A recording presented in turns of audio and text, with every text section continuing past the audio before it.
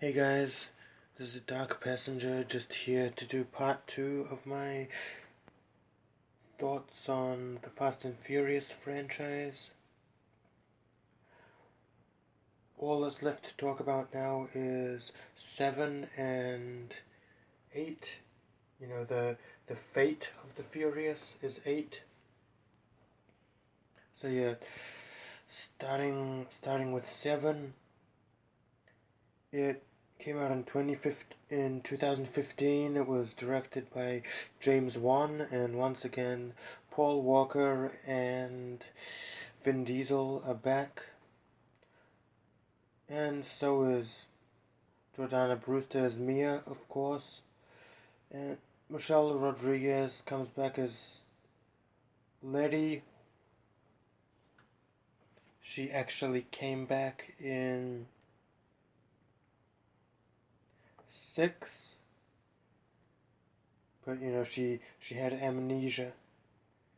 Turns out she wasn't really dead. I'm sorry. I know that's a spoiler, but I just had to talk about it. Yeah, Fast and Furious 7. This one is the plot of this one. Owen Shaw's brother, Deckard Shaw comes back for revenge against Dom and his family.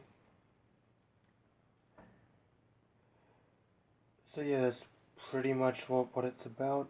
That's the main plot of the movie, the main goings on. Yeah, this movie is pretty good. It actually stars Jason Statham as Deckard Shaw, and he's a really good villain in this. I mean, I really enjoyed him, and I really just enjoy this movie. It's awesome. Of course, it's sad. It really is sad that Paul Walker died at the time they were filming this. While they were filming this, I think he died, or was it? Yeah, it must have been, because you can't really tell, but in the about halfway through the movie, they start to use a double.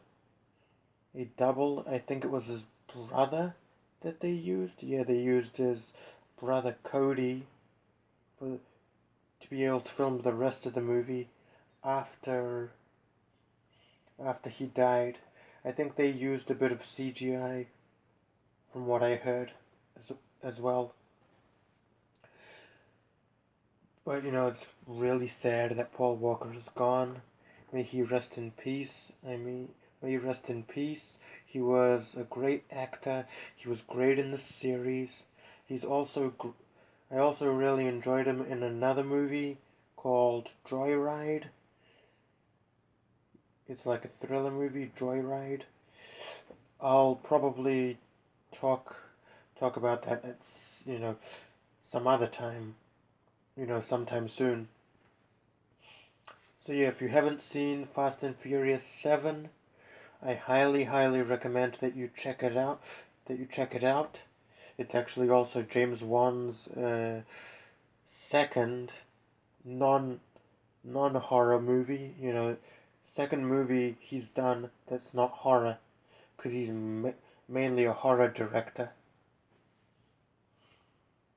So yeah, I highly recommend that you see Fast and Furious 7. 7 if you haven't. Okay, next up is the Fate of the Furious. This one, you know, Vin Diesel is back as Dom, and then there's the rest of the crew. There's a new addition to the crew too. She was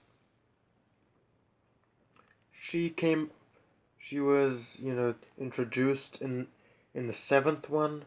Ramsey.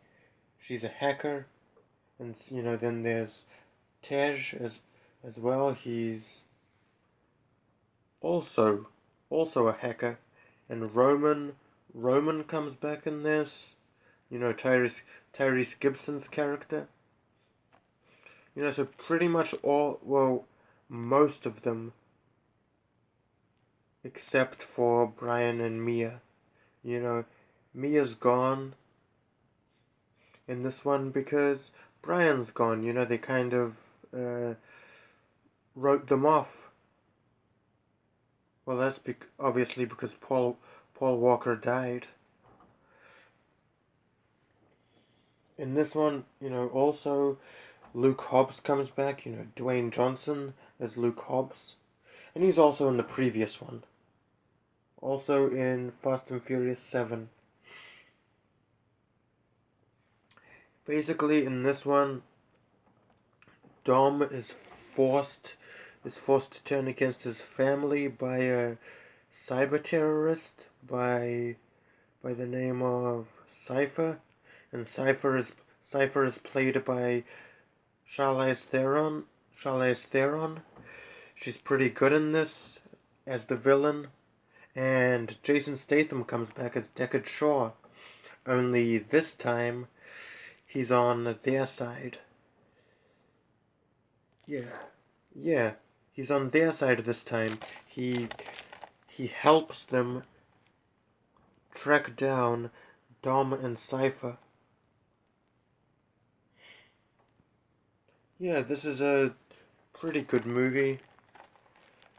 I'd have to say that this is my second favorite in the franchise, probably. It's it really is awesome, and I actually like the fact that Deckard is actually Deckard that he's a part of their team now. You know, that Deckard's a part of their team. I think that's pretty cool. I'm not really going to go into this too much, because there might still be people out there who haven't seen this. You know, fans of the franchise who haven't seen it. But if you haven't seen it, I would highly recommend that you do. And, you know, I'm sorry for the spoiler with Fast and Furious 7 earlier, for those of you who haven't seen it. Yeah.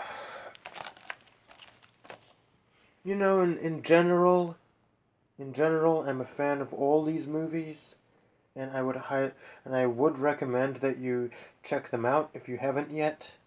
All of them, including Tokyo Drift. You know, it's not the worst movie. Not the worst movie in the franchise. None of them are bad, in my personal opinion. They're all, you know, good. They're all good and they're all good. They have, I mean, Tokyo Drift has got its flaws, in my opinion, but it's not a terrible movie. So yeah, that's pretty much all I gotta say. Thanks for watching. Subscribe, stay tuned for more, you know, reviews and, you know, DVD updates every now and then. Thanks, you know, that's all I gotta say. Peace.